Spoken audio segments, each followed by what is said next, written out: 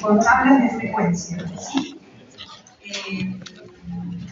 Recuerden que pasé dos listitas para anotarse, para la asistencia, ¿sí? Cada uno se anota en la lista que le corresponde, ¿sí? Una para estadística y otra para estadística 1.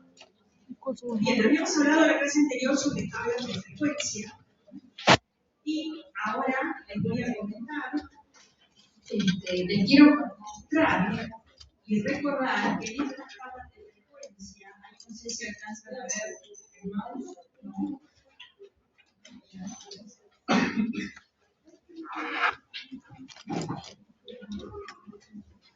la primera columna de esta tabla de frecuencia, fíjense que debo tener todas las observaciones, ¿sí? O sea, todos los valores posibles de la variable. Ahí tienen que estar todos los valores posibles de la variable. Si algún valor no lo observé, eso se verá. La frecuencia absoluta de ese valor va a ser 0. Pero la tabla debe contener todos los valores posibles de la variable. La primera columna de esta tabla tiene la frecuencia absoluta, que me indica la cantidad de veces que yo observé esas observaciones. Y la segunda me tiene la frecuencia relativa, esta que empezamos a expresar en porcentaje, que nosotros vamos a expresar en forma racional, y que es, en este caso, por ejemplo, el primer valor dividido el total. Frecuencia absoluta dividida el total. La tabla que tenemos abajo es una tabla de frecuencia que corresponde a datos actuales. Fíjense que la primera columna indica simplemente el número de cifras. La segunda, tercera y cuarta son las que hablan sobre los intervalos, sobre los datos del intervalo. En esta segunda, tercera y cuarta, vamos a ver en este caso datos de intervalo porque los datos son agrupados, ¿sí? La segunda columna corresponde al límite inferior, la tercera al límite superior y la cuarta a la marca de clase o punto medio o medio de intervalo. Luego tenemos la columna de la frecuencia absoluta, la columna de la frecuencia relativa,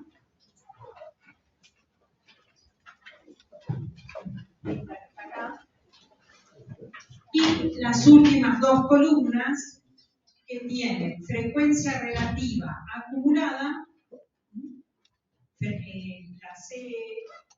la anteúltima, esta que está acá, les va a dar la frecuencia absoluta acumulada. Fíjense que ese 76 que tienen ahí sale de sumarle a 8 los 68 de la frecuencia absoluta de ese renglón, ¿sí? Y la última columna corresponde a la frecuencia relativa acumulada. De esta manera tenemos 4 columnas en una tabla de frecuencia para variable cuantitativa. Aquí tienen otro ejemplo de tabla de frecuencia con las 4 columnas. Este es el ejemplo que vimos de las calificaciones de notas de final de esos 50 alumnos que habían perdido estadística, que estaban en el ejemplo del libro. Fíjense, la primera columna tiene todos los valores posibles de la variable. La segunda es la frecuencia observada para cada uno de esos valores posibles de la variable. Y fíjense que en esta tabla observamos que al mirar las frecuencias encontramos una frecuencia de 0 en el tercer renglón. ¿La ubican? ¿Qué me indica esa frecuencia de 0? Me indica que hay ausencia, ¿sí?, de ese dato. Quiere decir que yo puedo decir que ningún alumno obtuvo una calificación de 3 en la nota de final, ¿sí?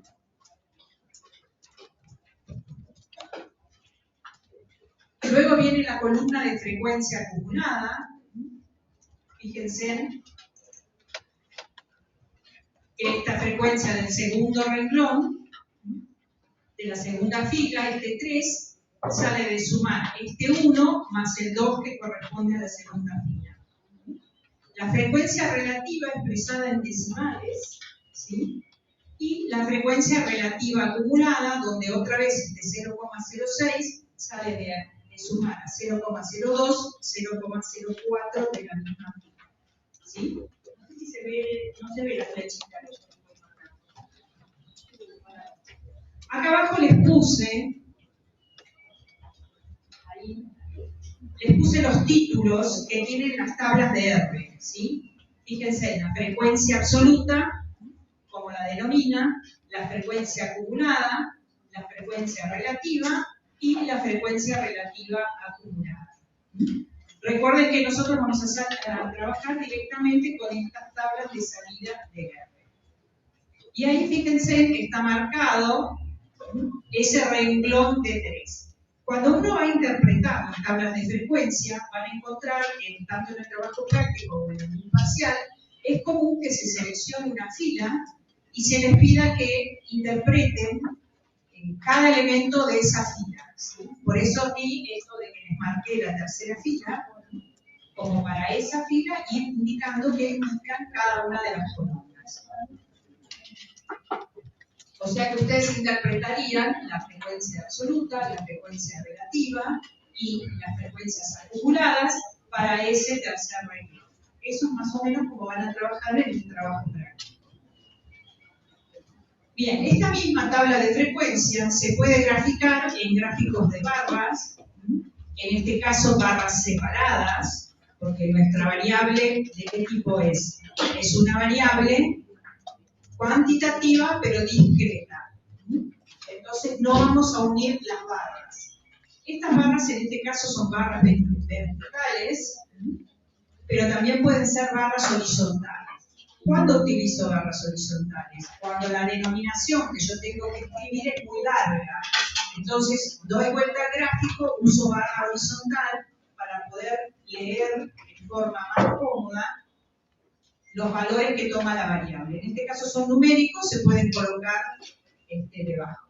¿Cuál es la diferencia entre estos dos gráficos? ¿Sí? Observen el gráfico que tienen a la izquierda grafica la frecuencia absoluta, ¿sí? Y su escala va de 0 a 10. En cambio, el gráfico de la derecha grafica la frecuencia relativa y la escala está en porcentajes, ¿sí? Por supuesto que van a utilizar uno de los dos gráficos, ¿sí? Cuando ustedes grafiquen, tanto en el práctico como en el trabajo de formación práctica, van a elegir alguna de las dos formas. Generalmente utilizamos la frecuencia absoluta para graficar. En el caso de que dijimos que esta era una variable cuantitativa discreta, en el caso de que nuestra variable sea cuantitativa continua, vamos a pegar esas barras, o sea, vamos a poder unir las barras porque tenemos valores intermedios en el eje. Entonces es permitido unir esas barras. Cuando se unen estas barras, estamos en presencia de un gráfico de barras especial que se denomina histograma. Este histograma nos representa en el eje de ordenadas la frecuencia absoluta, que también puede ser sobre frecuencia absoluta o sobre frecuencia relativa en porcentaje. Fíjense que aquí otra vez a la izquierda tienen frecuencia absoluta, a la derecha frecuencia relativa. Y en el eje de abscisa tienen los valores que toma la variable. En este caso, la variable que estamos midiendo es la estatura en metros. O sea, este gráfico es un gráfico de la distribución de frecuencia. Cada una de esas barritas me está indicando la frecuencia que yo observé. Yo podría leer la frecuencia directamente del gráfico también, ¿sí? Con la información de este gráfico, yo también puedo interpretar la frecuencia. O sea que interpreto la tabla de distribución de frecuencia y también interpreto el gráfico. Bien, estos histogramas van a ver que cuando se realizan en el software, aquí vemos otro ejemplo con la variable nivel de ingreso. Fíjense que aquí indica clase porque tiene el límite inferior y el límite superior del intervalo. Aquí y aquí. ¿Sí? Luego la marca de clase, la frecuencia y la frecuencia acumulada. Observen este histograma de la derecha. Fíjense en que qué particularidad tiene. ¿Todas las barras están unidas ahí? No, tenemos como un pedazo de gráfico en blanco, donde no tenemos barras, ¿sí? Esto es lo más común que vayan a encontrar ustedes cuando analicen datos con algún software, ¿sí? Siempre les va a mostrar un histograma que tiene una cantidad de intervalos determinada, o sea, que lo genera el software, ¿sí? Lo que nosotros vamos a intentar es conseguir el histograma que está abajo, en la parte inferior a la derecha, donde todas las barras estén unidas, ¿sí? Que no haya esos espacios para poder interpretarlo mejor. Para calcular los anchos de los intervalos hay distintas fórmulas, entre ellas la famosa fórmula de Sturges, que por supuesto nosotros no vamos a estudiar porque no vamos a calcular ni armar estos histogramas a mano, sino que los va a hacer el software, pero sí deben saber que cada software tiene incorporadas esas fórmulas, utiliza alguna por defecto, generalmente la fórmula de Sturger, y también ustedes pueden modificar la cantidad de intervalos y el ancho de intervalos en el histograma, ¿sí? El histograma por defecto que les va a hacer es el de arriba, pero ustedes pueden modificar parámetros de esa línea que escriben de código para que les otorgue el histograma de abajo, ¿sí? ¿Se entiende? Eso recién lo van a tener que hacer en el trabajo grupal. Bien, también tenemos lo que se denomina polígono de frecuencias, acumulado o ojiva, que es el gráfico donde se obtiene marcando cada uno de los puntos que yo medí en la frecuencia y luego uniéndolos con una línea o curva. Si los uno con línea se denomina polígono u ojiva. Y del lado derecho tienen el polígono de frecuencias relativas. O sea que a partir de esos 50 datos que yo tenía, por ejemplo, de las notas de alumnos, yo puedo obtener una tabla de frecuencias, obtener un gráfico de barras verticales, ¿sí? Si tengo datos cuantitativos continuos, puedo obtener un histograma y también puedo obtener, fíjense, cuando el dato es continuo, estos polígonos de frecuencias acumuladas y de frecuencias relativas, ¿sí? Esos son, digamos, las distintas representaciones gráficas o tablas que utilizamos para analizar esos gráficos. Otra cosa que vamos a medir sobre esos datos son las medidas de posición. Estas medidas de posición son medidas que están relacionadas con la ubicación de los datos, ¿sí? Sobre cómo están ubicados esos datos, ¿sí? Entre el mínimo y el máximo, ¿sí? Entre ellas vamos a mencionar la media aritmética, que es la suma de las observaciones dividido el total. Y fíjense que acá debemos tener en consideración lo que vimos en la primera clase, de que nosotros podemos trabajar con una población o con una muestra. Si trabajamos con una población, vamos a tener un tamaño de la población que lo vamos a indicar con N mayúscula. Si trabajamos con la muestra, tenemos un tamaño muestral que lo indicamos con N minúscula. Yo puedo calcular la media aritmética de una muestra y de una población, ¿sí? Cuando calculo la media aritmética de la muestra, la indico con X raya. X y arriba una raya. Y cuando calculo la poblacional, utilizo la letra griega mu. Entonces simbolizo de manera diferente la media de la muestra y la media de la población. ¿Sí? Entonces, esa media aritmética que yo calculo, y todas estas medidas de posición, y las que vamos a ver más adelante de dispersión, se pueden calcular tanto para la muestra como para la población. No es común que nosotros tengamos que trabajar con toda la población. Generalmente las poblaciones son grandes, tienen muchos datos y muchos registros. Entonces lo que vamos a hacer es seleccionar una muestra, por supuesto al azar, que sea aleatoria, y vamos a trabajar con los datos de esa muestra. Así que generalmente todas estas medidas que calculamos son medidas muestrales. Entonces tenemos la media aritmética, la mediana, que va a ser el valor central de esos datos, ¿sí? Ese valor de la variable que esté en el medio entre el mínimo y el máximo.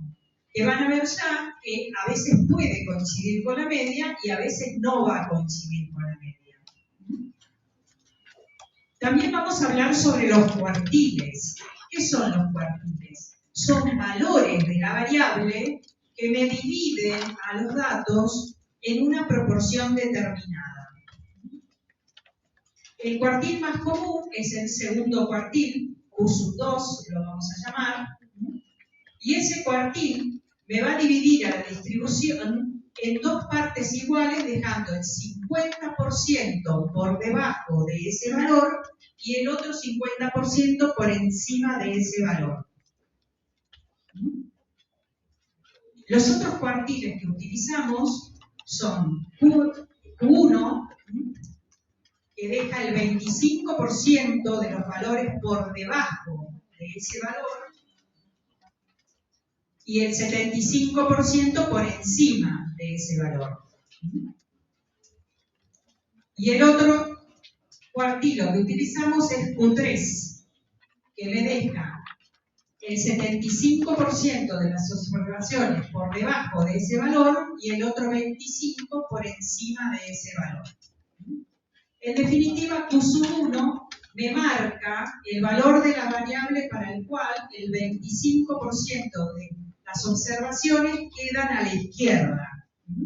Ahora lo vamos a seguir viendo, ¿no? Pero les voy indicando a qué llamamos cuartilos. Son aquellos valores de la variable, valores que van a estar en el eje horizontal, que me van a indicar determinado porcentaje de la distribución de los datos. También van a ver que en el libro se habla de perceptiles, y es muy común por ahí generalmente que en los medios de televisión o en algunos papers o estudios de investigación, los economistas, los licenciados en economía hablen de perceptiles, porque les gusta el percentil. La idea del percentil, que nosotros no lo vamos a trabajar, es similar al cuartil, solo que deja otros porcentajes, que no son ni el 25, ni el 75, ni el 50. ¿Sí? Son los percentiles 10 o los percentiles 90. El percentil 10 deja el 10% por debajo. ¿Sí? Siempre es así. Y el 90 deja el 90% por debajo de ese valor.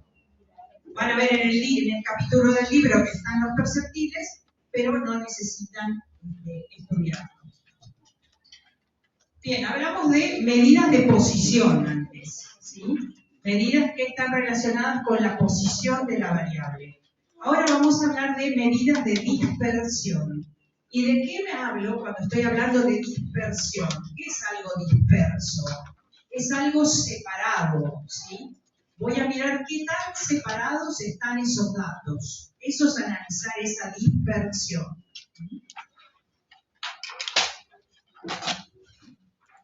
Para conocer la dispersión tenemos diversas medidas que también serán medidas muestrales o poblacionales, depende de dónde las calculen, ¿no? Así tendré, por ejemplo, el rango muestral, el rango intercuartílico muestral, la varianza muestral y el desvío estándar muestral, por ejemplo. Bien, el rango es simplemente la diferencia entre máximo y mínimo, ¿no? El valor mayor de la variable menos el mínimo valor de la variable. El rango intercuartílico es la diferencia entre Q3 y Q2. Bueno, fíjense que ahí está indicado Q75, que en realidad nosotros lo vamos a llamar Q3, y Q25, que sería Q2. O sea, tercer cuartilo es Q3, segundo cuartilo es Q2. Ese rango intercuartílico nosotros no lo vamos a calcular numéricamente, pero sí lo vamos a ver o medir gráficamente, en algunos de los gráficos que vamos a ver hoy más adelante. Les puse ahí la formulita como para que tengan idea y se vayan familiarizando con los cuartilos. Otra medida de dispersión que tenemos es la varianza, bastante nombrada y conocida en la estadística, pero no muy explicada conceptualmente. Esta varianza me va a dar una medida de esos desvíos o diferencias que existen entre cada observación y el valor medio. Me da una medida determinada. Ahí más abajo tienen la fórmula, ahora vamos a ver por qué la puse, pero no necesitan ni aprender ni saber ninguna fórmula. Las va a calcular quién, el software estadístico, ¿no? Ustedes no van a tener que hacer los cálculos como nosotros hacemos antes. Bien, esta varianza, si bien nosotros la vamos a calcular, o se la vamos a tener que pedir al software porque por defecto no la calcula, está relacionada también con el desvío estándar. Hay que considerar que el desvío estándar es la raíz cuadrada de la varianza. Esa es la relación que hay entre desvío estándar y varianza.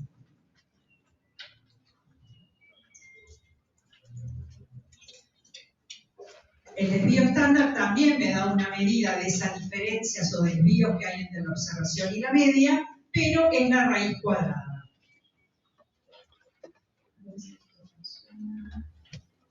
Bien, ahí les agrandé un poco la fórmula de la varianza. Fíjense que en esta fórmula ustedes tienen la sumatoria de la variable y menos la media elevado al cuadrado, ¿sí? Eso que tienen ahí les va a indicar qué unidades va a tener la varianza, ¿sí? Si yo estoy midiendo, por ejemplo, ingresos mensuales, ¿cuál va a ser mi unidad de monetaria que yo los mido? Por ejemplo, pesos, ¿sí? Si mido esos ingresos en pesos, ¿cuál va a ser la unidad que tenga esa varianza? Fíjense que tengo una diferencia que me quedan pesos, pero la elevo al cuadrado, ¿sí? Entonces la unidad va a ser pesos al cuadrado, ¿sí? Como la varianza tiene estas unidades extrañas, ¿sí? Que no conocemos, que son desconocidas, porque pesos cuadrados no me dice nada, nosotros no solemos interpretar la varianza, sino que interpretamos el desvío estándar, que es justamente su raíz cuadrada. Y al sacarle la raíz cuadrada a pesos cuadrados, ¿qué me queda? Pesos. O sea que el desvío está expresado en pesos y tiene la misma unidad de medida que la media, que también va a estar expresada en pesos. ¿Sí? ¿Me siguen? Bien. Por una cuestión de que la unidad de medida del desvío estándar coincide con la unidad de medida de la media, se utiliza o se interpreta en el conjunto de datos como medida de dispersión el desvío estándar y no la varianza. ¿Sí? ¿Está? Otra cosa a mirar es la simbología. Fíjense que en la formulita de la varianza les puse S cuadrado. Esa es la simbología que utilizo para indicar la varianza muestral. La varianza de la muestra se indica como S cuadrado. Y el desvío estándar de la muestra, ¿quién será? Si es la raíz cuadrada de la varianza, S. ¿Sí? Si hago la raíz cuadrada de S cuadrado, me queda S. ¿Está? Entonces, cuando indico S, es porque calculé un desvío estándar muestral. Presten atención a esta simbología, porque si bien el software me hace los cálculos, no les da la simbología. ¿Sí? Simplemente les va a poner desvío tanto. Y ustedes van a tener que escribirlo como corresponde.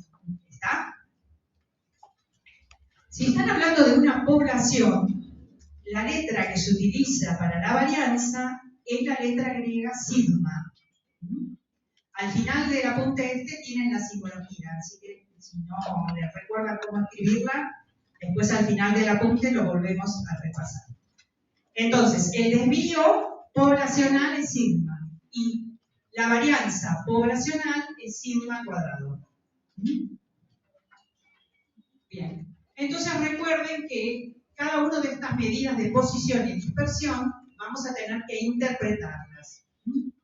Esta unidad de estadística descriptiva no es difícil, en general es bastante intuitiva, pero la estadística tiene mucha terminología propia, muchos temas, muchas definiciones que deben conocerlas y utilizar como corresponde. No es lo mismo hablar de una muestra que hablar de una población, ¿sí? Tienen que tener el concepto y luego saber dónde lo están aplicando. En el capítulo del libro ustedes van a ver que están todos estos temas desarrollados. La idea es que ustedes lean ese capítulo antes de venir a realizar mañana el trabajo práctico. Esto que yo les estoy mostrando ahora es una guía donde les estoy marcando todo lo que tienen que mirar o volver a repasar en ese capítulo. ¿Sí? Bien, les agregué aquí también cómo se interpreta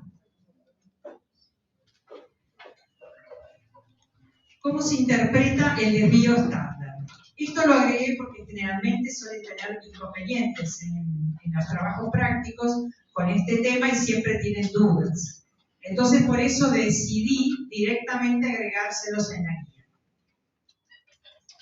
Recordemos que este desvío estándar me está analizando el grado de alejamiento o distancia de los datos alrededor del valor medio. Entonces, cuando yo lo interpreto, tengo que decir exactamente eso y tengo que nombrar cuánto vale ese valor medio. Entonces, por ejemplo, en el primer caso, si analizamos montos de impuestos de grandes empresas y obtenemos en esa muestra una media muestral de 75 millones de pesos con un desvío estándar muestral de 5.297 millones de pesos, ¿sí? Esos son los datos que yo tengo, ¿sí? Lo que obtengo del software, el valor que tiene la media, 75 millones, y el valor que tiene el desvío, 5.297 millones, ¿sí? Y ahora los voy a interpretar. Siempre que interpreto el desvío, tiene que estar asociado a la media. ¿Cómo podemos interpretar? Les puse dos formas ahí.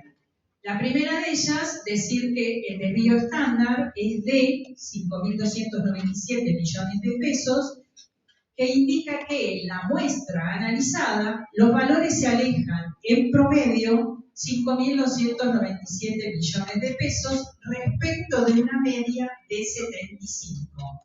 ¿Sí? Tienen dos formas de interpretarlo. Ustedes vean la que les sea más cómoda. O usan la de arriba o usan la de abajo. ¿Sí? La que les sea más fácil de comprender.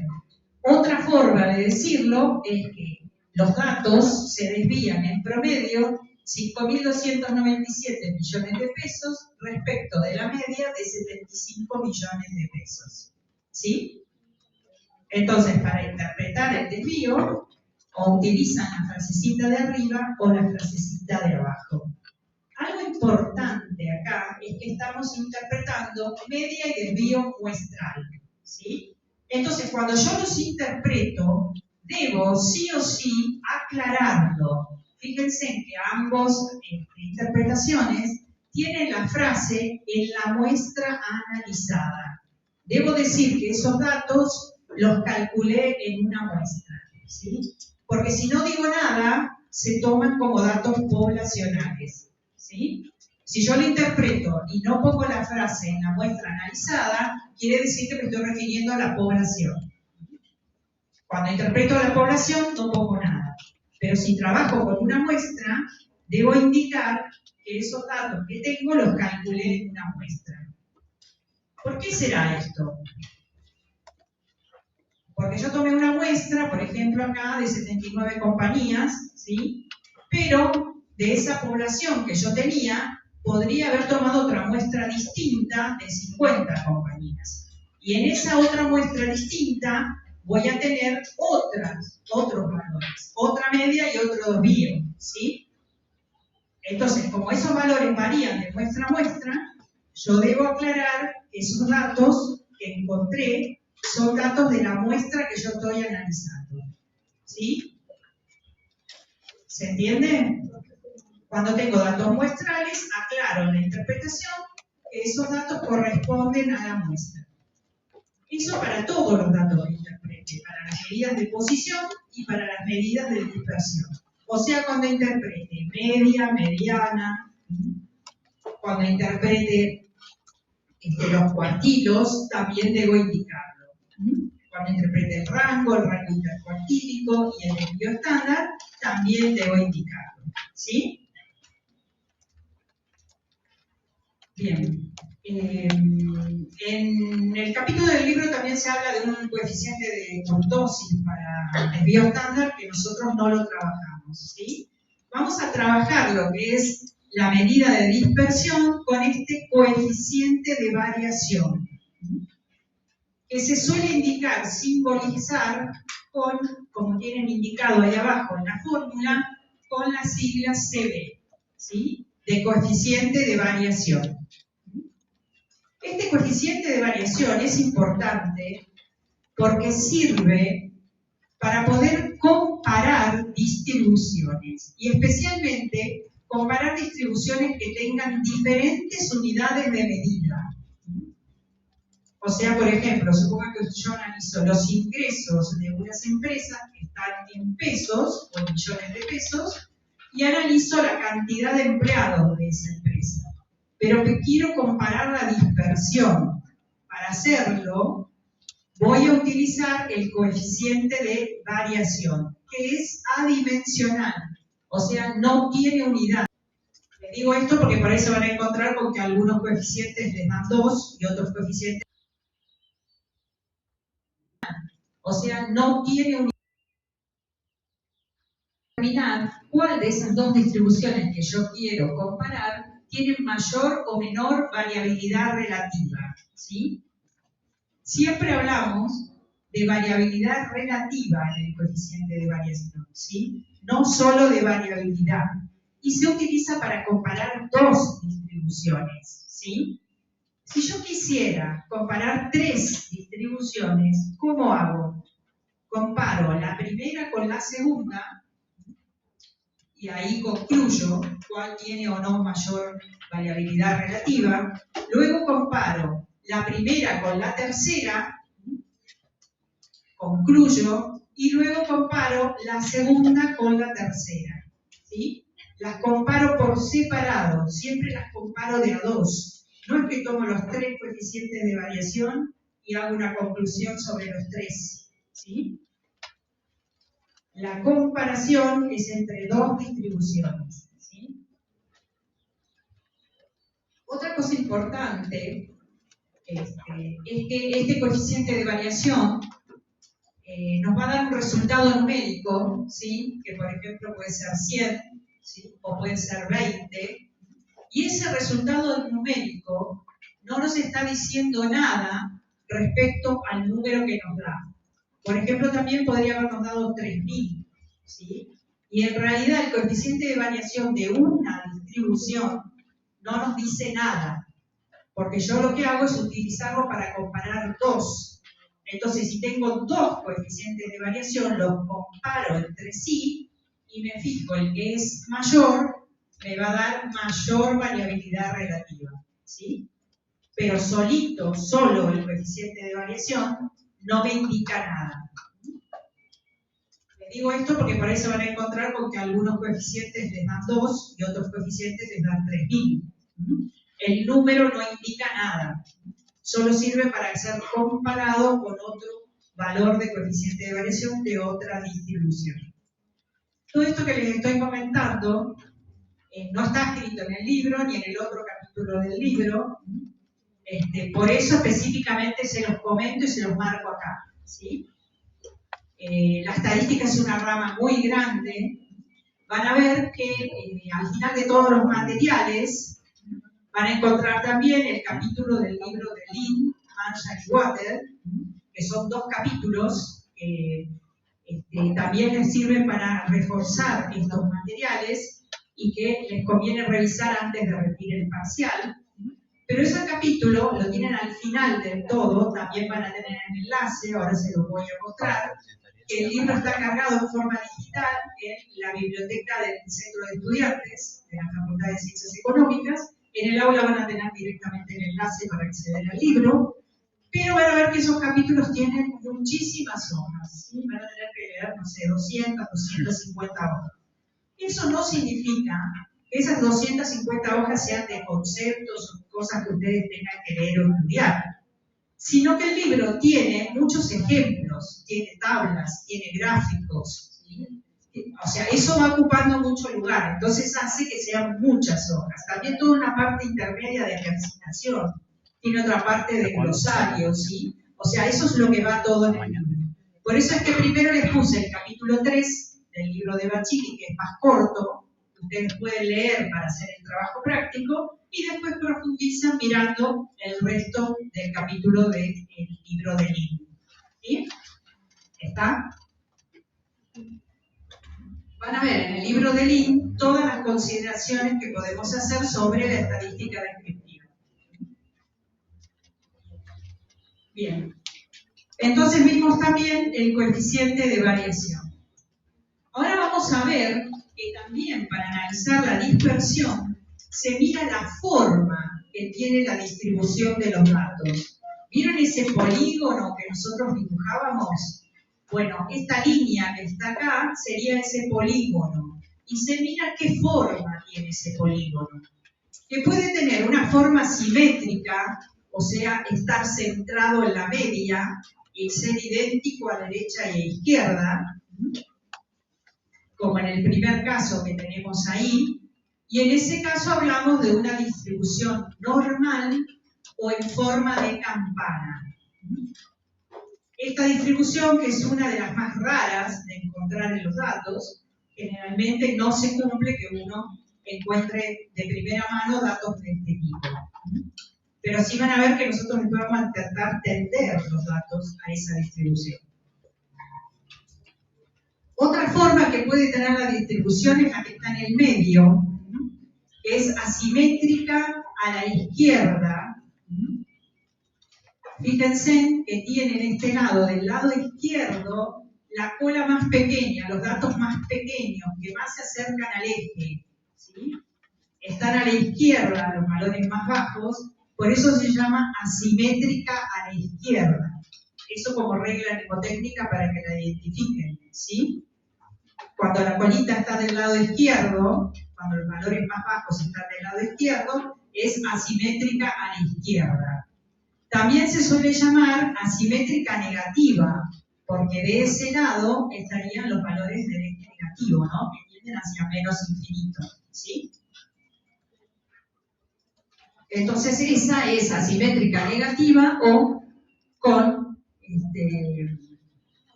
cegada a la izquierda. Esta medida de forma también se suele denominar sesgo, ¿sí? Cuando hablamos de sesgo, estamos hablando de la forma que tiene la distribución. Y la última que tiene a la derecha es la asimétrica positiva, donde los valores más bajos están del lado derecho. También se llama con cola derecha o asimétrica hacia la derecha. Y fíjense que abajo les está indicando en colores la ubicación de los cuartilos. Esos que tienen ahí abajo son Q1, Q2 y Q3. Q1 primer cuartilo, Q2 segundo cuartilo que coincide con la media. Fíjense que Q2 segundo cuartilo me deja el 50% de los datos por debajo de ese valor y el otro 50% por encima de ese valor. Entonces Q2 segundo cuartilo coincide con el valor medio. Y Q3 es el tercer cuartilo. Entonces observen que en la simétrica la ubicación es Q1, Q2, Q3, ¿sí? Mirando de izquierda a derecha, ¿sí? En la simétrica negativa también tenemos Q1, Q2 y Q3, pero se observa que Q1 está mucho más separado de Q2, ¿sí? Hay una distancia mayor entre Q1 y Q2. Y en la simétrica positiva, la diferencia o la distancia mayor está entre Q2 y Q3. Si ustedes tienen la distribución de los datos y tienen los valores de los cuartilos, pueden graficarla, ¿sí? Así graficarla a mano, ¿sí? No graficarla exactamente, y marcar abajo los valores de los cuartilos, ¿sí? Los marcan a escala, entonces eso les permite determinar cuál es la medida de forma de esa distribución.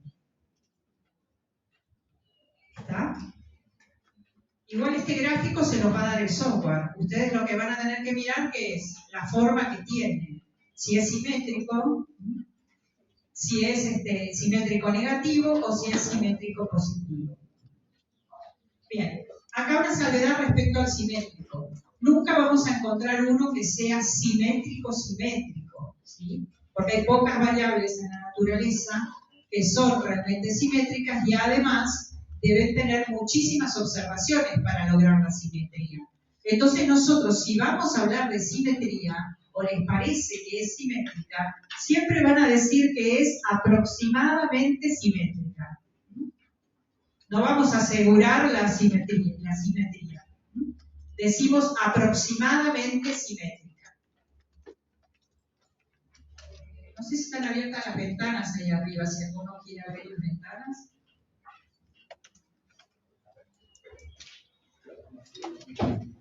Por ahí pueden abrir la puerta ahora que agarre el micrófono.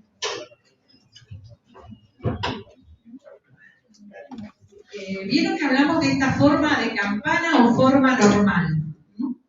Y acá hay algo que es muy común en la estadística, muy nombrado, muy conocido, que lo nombra todo el mundo, que es la normal, ¿sí? O la campana de Gauss, ¿sí? De ahí eso que se llame campana. ¿Por qué campana? Porque si miramos eso de arriba, tiene una forma de campana. En el centro es alta y en todos los costados es baja, ¿sí? Por eso se la denomina campana de Gauss. De Gauss porque fue Gauss justamente quien descubrió su fórmula, ¿sí?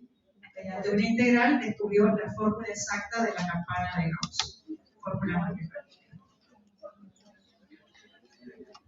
Vamos a ver que esta distribución simétrica o normal para nosotros va a ser a lo largo de todas las unidades del programa una distribución importante. Bien, continuamos hablando sobre la forma de la distribución. ¿Cómo vamos a utilizar esa desviación estándar nosotros? Recuerden que hablamos, como medida de dispersión, de una desviación estándar. Y aquí vamos a mencionar este teorema de Chebyshev, uno de los pocos teoremas que tenemos, debemos tener 2 o 3 teoremas, que no es necesario que recuerden el nombre del teorema, pero sí lo que explica el teorema. Este teorema tiene como corolario, como finalidad, esta regla empírica, que es la que nosotros vamos a utilizar. Y la regla empírica, si bien ustedes ahí tienen toda la definición completa, porque esto como no está en el apunte, sí está en el libro de Lin, se lo remarqué, nos dice que en el caso de que yo tenga una campana de Gauss, como esa que están viendo ahí, o sea que mi distribución de qué tipo es simétrica, ¿sí? Yo voy a poder decir que entre la media y un desvío tengo el 68,2% de las observaciones. ¿Sí? Ahí les marco, miren el eje. Aquí tengo número sigma, número un desvío, y acá tengo mu más un desvío. En el intervalo mu menos un desvío y mu más un desvío, todo lo que tengo sombreado debajo de la campana, esa área es el 68,2% de los datos. ¿Sí? ¿Se entiende cómo se entiende lo que dice la regla? Entonces, si yo conozco el valor de mu y conozco el valor de sigma, puedo decir entre qué valores tengo el 68,2% de los datos. ¿Sí? Por ejemplo, en el ejemplo de las notas, supongan que yo podría decir que entre 5 y 8, entre una calificación de 5 y 8, tengo el 68,2% de la distribución. ¿Sí? ¿Se entiende? También voy a decir que entre mu menos 2 sigma y mu más 2 sigma tengo el 95,4 de la distribución. Y fíjense cómo aumenta ese porcentaje, porque un 95,4 es un valor alto. Si es simétrica, yo puedo saber que entre mu menos 2 sigma y mu más 2 sigma tengo ese 95,4%. Y la otra medida me dice que entre mu menos 3 sigma y mu más 3 sigma tengo el 99,7% de los datos. Esto lo van a utilizar después en el trabajo grupal y les va a servir a ustedes cuando, no creo que encuentren una simétrica así en el trabajo práctico o cuando utilicen una muestra, pero sí les puede servir en el trabajo grupal. Bien, entonces de aquí recordar que tenemos esta regla empírica, que si es simétrica, yo puedo obtener esos porcentajes. Ahora, ¿qué pasa si hay una simetría positiva o negativa?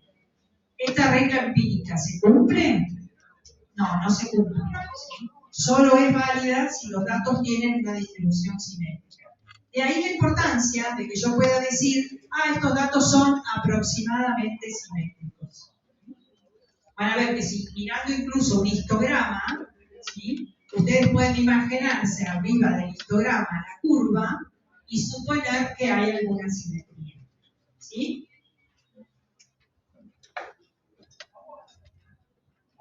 Bien. Hasta ahora hemos visto distintos gráficos y diagramas. ¿Sí? Fíjense que hablamos de tabla de frecuencia, de diagrama de barras separadas. Hablamos del histograma, que sería el diagrama de barras unidas. Hablamos de polígono u ojiva. Hablamos de la simetría o asimetría de esa distribución. Y ahora vamos a ver otro tipo de gráfico muy utilizado últimamente, muy en boga, que se utiliza muchísimo en investigación. Incluso van a ver que en cualquier infografía o incluso en los medios televisivos aparecen este tipo de gráficos, ya sea de forma horizontal, como está este gráfico, ¿sí? Fíjense que está dibujada así, esa caja en verdecito, en forma horizontal, o en forma vertical, como van a ver en la diapositiva que sigue. Y es hablar de este diagrama de cajas y bigotes o diagrama de box plot. Este diagrama es un diagrama muy importante, porque ustedes podrían dibujarlo incluso a mano, teniendo los datos, porque utilizando únicamente 5 datos, pueden graficar esta distribución y hablar sobre la simetría o asimetría de la misma. Los 5 datos que utilizan son el valor mínimo, el valor máximo, la media, Q1 y Q3. De ahí que para eso estudiamos los cuartitos, ¿sí? Bien. Este diagrama está compuesto por la caja. Fíjense, esta es la caja. Y estos que están acá son los bigotes. La caja es lo que está sombreado y las rayitas son los bigotes.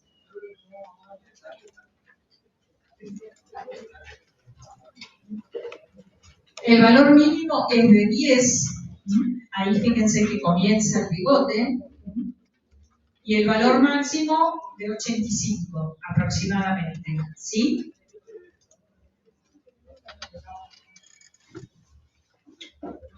tengo que marcar este valor que tengo acá es Q2. No, Q1, el primer cuartilo. ¿Sí? Este es valor mínimo, primer cuartilo, segundo cuartilo,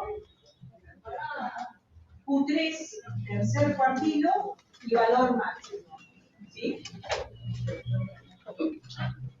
Entonces, ustedes grafican el eje abajo, numérico, y arriba grafican ese diagrama de cajas y bigotes. ¿Sí? Fíjense que Q2 está marcado con una línea más gruesa. ¿Sí?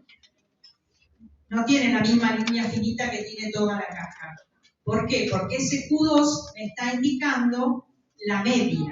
¿Dónde tengo la media de la distribución? ¿Sí? Me indica ese valor medio.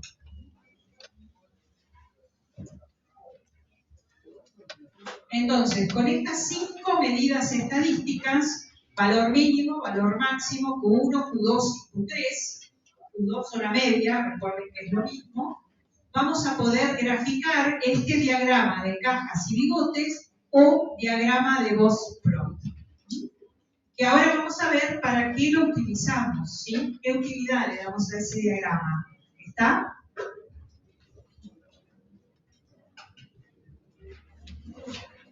Este mismo diagrama, que van a ver que dentro del aula virtual les dejo un apuntecito aparte sobre el diagrama de Gauss-Plot, porque a veces no está explicado dentro del material de los libros, también se puede dibujar, como les dije anteriormente, en forma vertical. Como tienen aquí abajo a la izquierda, ¿sí? En el caso de dibujarlo en forma vertical, comienza desde abajo, valor mínimo, primer cuartilo, segundo cuartilo, tercer cuartilo y valor máximo, ¿sí? ¿Ven ese dibujo que está a la izquierda? También se habla acá del rango intercuartílico. El rango intercuartílico, recuerden que era la diferencia entre Q3 y Q2. Entonces, ¿quién es el rango intercuartílico acá? El ancho de la caja, ¿sí? Todo, el ancho o el largo, ¿no? Depende si el Gauss-Plot está en vertical o en horizontal, ¿sí? La diferencia entre Q3 y Q2 es el rango intercuartílico. Ustedes van a obtener estos diagramas del software y lo que van a tener que hacer es interpretar el diagrama. Les puse otros ejemplos, acá arriba tienen otro horizontal. Fíjense, en este horizontal, ese IQR que les marca ahí en el medio, ahí, ese IQR es rango intercuartílico, ¿sí? Es otra forma de indicarlo, ¿está? Y ese 1,5 de los rangos nosotros no lo utilizamos, ¿sí? Solo tienen que indicar las medidas que mencionamos, las 5 medidas que mencionamos. Abajo tienen un ejemplo de cómo van a obtener ese diagrama de Gauss-Plot del software. Este que está abajo a la derecha, ¿sí? Eso les está indicando, fíjense que ustedes de ahí pueden leer en forma aproximada el valor mínimo, ¿sí? O el valor de Q2. Por ejemplo, en ese diagrama que tienen abajo a la izquierda, ¿qué valor dirían que le corresponde a Q2?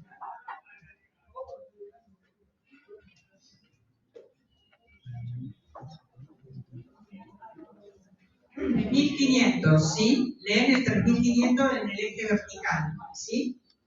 ¿Está? En forma aproximada, ¿no? Cuanto mejor sea esa escala o más detallada, mejor van a poder verlo. Bien, entonces hablamos de estos diagramas de cajas y bigotes y que tenemos esa caja que está marcada por ese Q2. Y si ese Q2 está en el medio de la caja, ¿cómo es esa distribución? Simétrica. Porque está en el medio. O sea que nos interesa esa posición de ese Q2 para determinar la forma de la distribución. Y para determinar, en el caso de que sea asimétrica, dónde tenemos más cantidad de datos.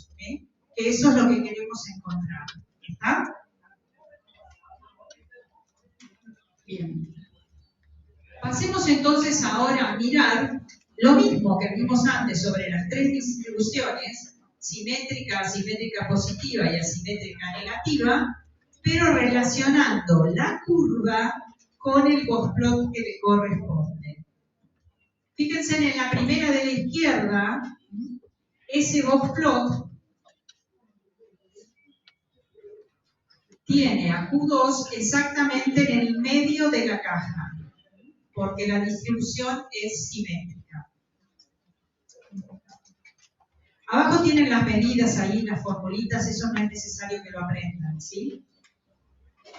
En la que está en el centro, fíjense, la distancia entre Q1 y Q2 es mucho mayor que la distancia entre Q2 y Q3. Eso les determina que sea una distribución asimétrica negativa. Entonces, si ustedes tienen solo el diagrama de cajas y bigotes y tienen Q2 que está orientada hacia la derecha, ya saben que la asimetría de esa distribución es negativa, ¿sí? Entonces pueden hablar de esa asimetría. ¿Y eso qué significa? Fíjense, miren ese del medio, donde tengo una caja un poco más grande y una caja más chiquitita, ¿sí? Q1, Q2, Q3, ¿sí? ¿Qué significa eso? ¿Dónde tengo yo más datos?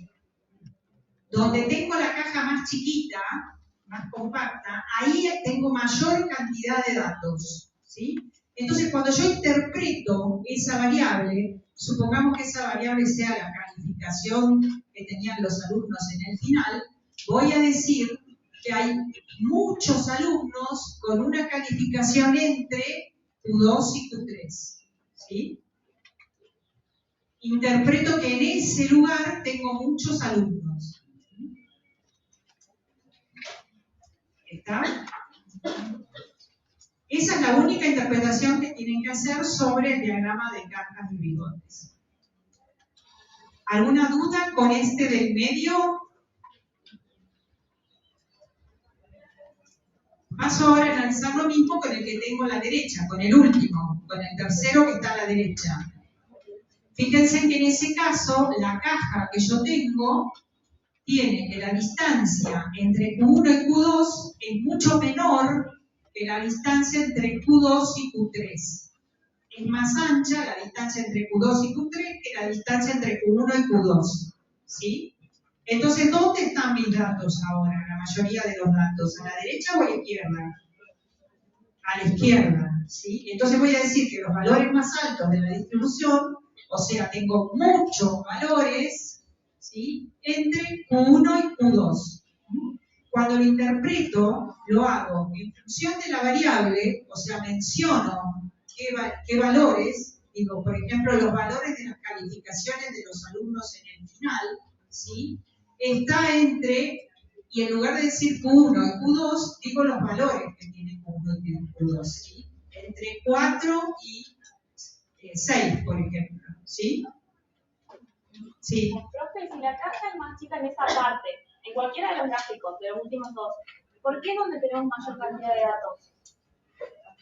Porque ahí los datos están más amontonados. Fíjate, si no lo ves ahí en la caja, fíjate la curva que tenés arriba, ¿sí? La curva de arriba se corresponde con la caja de abajo. Fíjate la formita, ahí te la marco.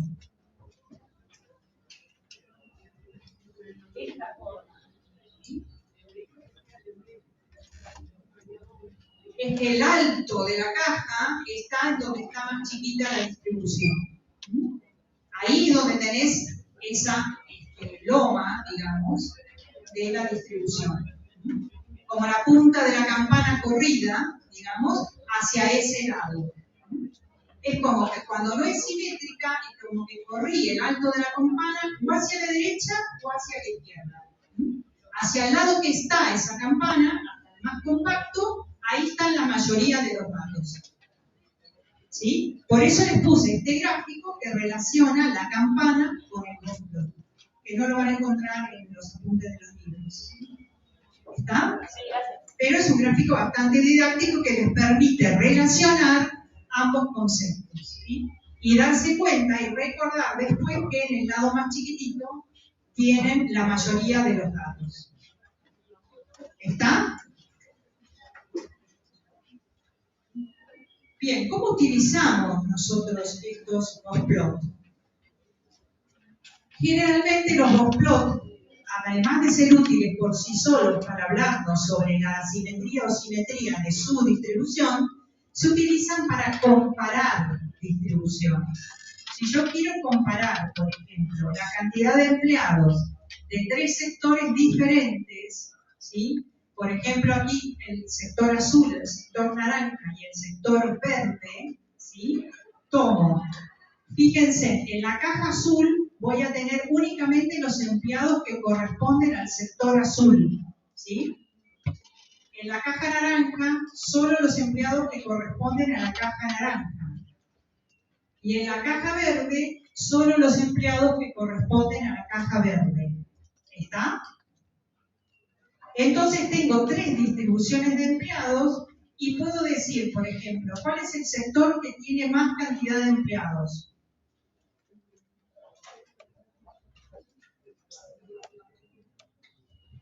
¿Qué color tiene el sector que tiene más empleados?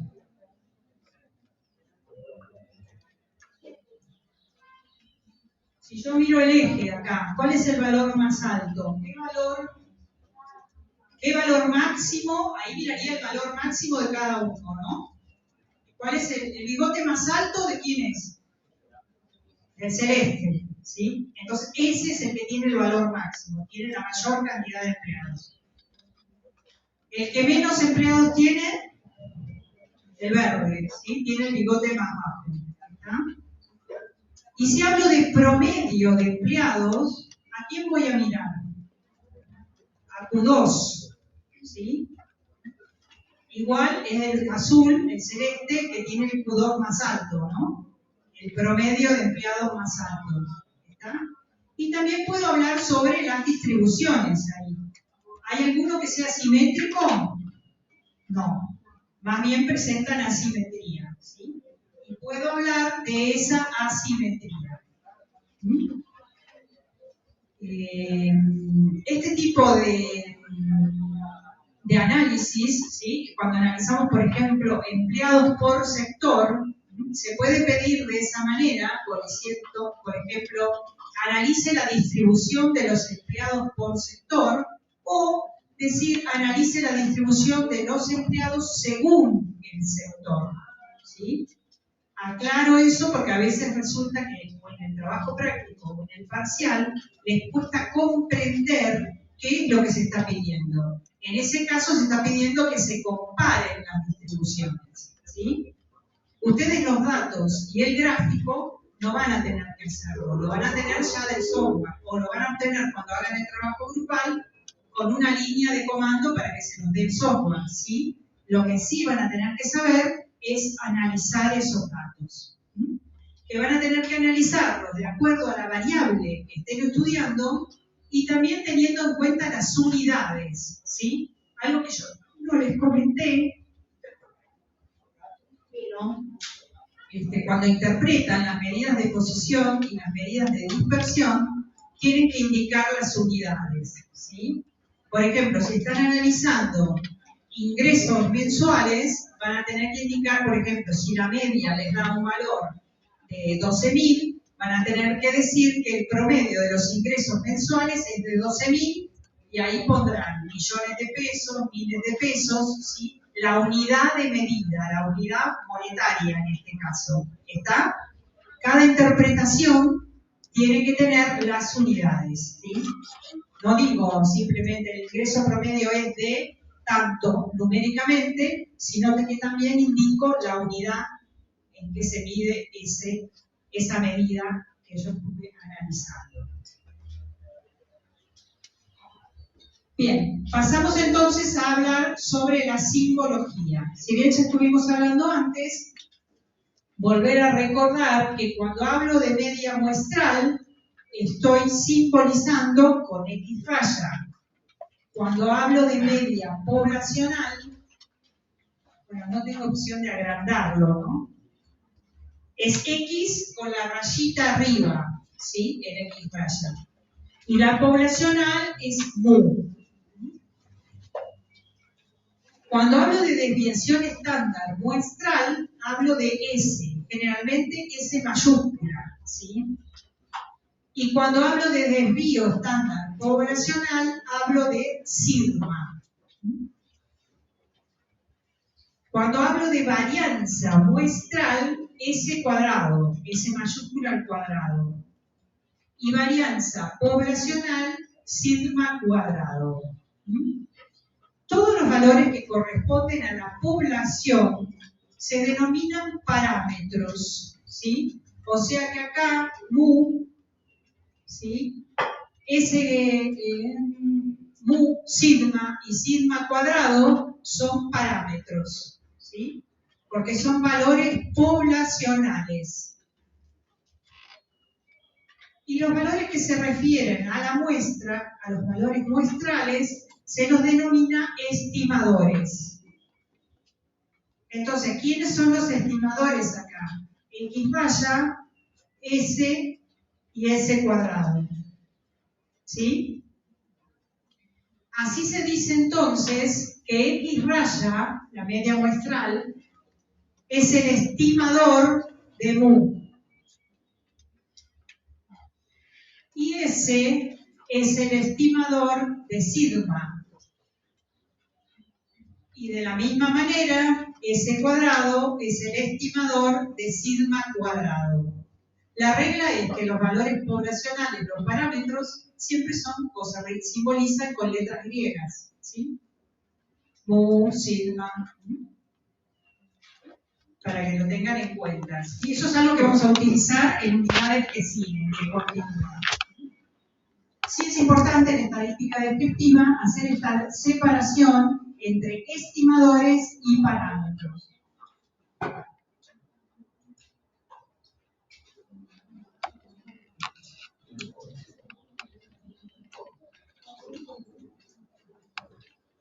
Bien, aquí está indicado el material de lectura que les decía, el libro de Lee, Marshall y Watten, que cuando termina el capítulo van a encontrar al final del capítulo indicado ahí cuál es el capítulo que tienen que leer, en este caso capítulo 1 a 3. Fíjense que son 3 capítulos, como yo les decía, muchísimas hojas, pero más de la mitad son ejercicios. Y lo que tienen que ir leyendo ustedes son los ejemplos o incluso las definiciones, que van a ver que las tienen bien bonitas, marcaditas, con un cuadradito, con un rectángulo y en color. Así que antes de rendir el parcial, les recomiendo que lean esos capítulos del libro. Ahí donde dice Estadística 1, hacen clic ahí en el aula virtual y van a ingresar directamente al libro virtual, que también lo pueden descargar y ir leyéndolo de ahí. En este caso es capítulo completo lo que tienen que ver, por eso dice capítulo de 1 a 3. En el caso de otras unidades van a encontrar que como solo es hasta cierta página, les va a marcar hasta página tal, ¿sí? O entre página tal y página tal, como estaba indicado en el libro del capítulo 3, de Bacchini, ¿no? El primero que tenían que leer. Bien. Les dejé habilitado en el aula virtual la charla TED sobre las estadísticas, ¿sí? No está todavía habilitado lo que es el cuestionario, ¿sí? Pero ya tienen el enlace, pueden hacer clic ahí directamente para ver la charla en el aula virtual o pueden ir al botón compartir que tienen en la cajita y les abre ese mismo video directamente en YouTube para que lo vean o lo escuchen más grande, ¿sí? La recomendación es que lo escuchen al menos 2 veces y después contesten el cuestionario. Esa charla les va a dar una idea generalizada sobre población, muestra y sobre todo sobre las variables, ¿sí? Les menciona, les nombra varias variables estadísticas cotidianas y de la actualidad que les va a permitir encontrar cuál es este significado de estar estudiando las estadísticas y dónde podemos encontrar todas estas estadísticas, ¿sí? Bien, estimo que les avisaré por mensaje en el aula virtual cuando esté habilitado el cuestionario sobre esta charla, Y en general se los voy a hacer más o menos en una semana, o sea que hasta el próximo miércoles, más o menos, podrían realizarlo, ¿sí? Lo habilito desde el día que lo subo, que lo termino de armar, hasta el miércoles. Cuando ingresan al cuestionario les dice que está habilitado de tal fecha hasta tal fecha, ¿sí? Bien, no sé si todos se anotaron en la asistencia de las hojitas, recuerden que una para cada mujer.